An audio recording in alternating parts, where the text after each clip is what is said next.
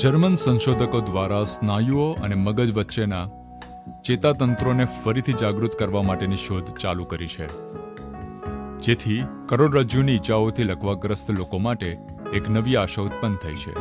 સંશોધકો દ્વારા લકવાગ્રસ્ત ઉંદરો પર તેનું પરીક્ષણ કરીને તેમને ચાલવા સક્ષમ બનાવ્યા છે અને માનવો ઉપર આ ઉપચાર સલામત અને અસરકારક છે કે કેમ તે નિર્ધારિત કરવા માટે તેમના પરીક્ષણો ચાલુ જ છે.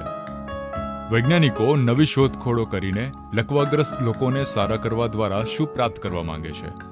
2000 વર્ષ પૂર્વે ઈસુ ખ્રિસ્તે ચમત્કાર દ્વારા બેથસેદાના કુંડ પાસે 38 વર્ષથી બીમાર માણસ પોતાના સાજાપણાની રાહ જોઈને બેસી રહ્યો હતો.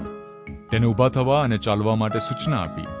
બાઇબલમાં યોહાનની લખેલી સુવાર્તાના 5મા અધ્યાયની 9મી કલમમાં લખવામાં આવ્યું છે કે ઈસુ તેને કહે છે કે ઉઠ, તારું બિછાનું ઉંચકીને ચાલ. તરત જ તે માણસ સાજો થઈને પોતાનું બિછાનું ઉંચકીને ચાલતો થયો. હા મિત્રો, આપણી તમામ શારીરિક બીમારીઓ ઈશ્વર દ્વારા મટાડી દેવામાં આવશે એવું વચન આપવામાં આવ્યું નથી, પરંતુ જેઓ તેમનામાં ઈશ્વર પર વિશ્વાસ રાખે છે તેઓ તેનો અનુભવ કરી શકશે. કોઈ વૈજ્ઞાનિક શોધ આપણને સાજાપણું આપી શકે નહીં, કેવળ ઈશ્વર પર જ ભરોસો કરવાથી તે મળી શકશે.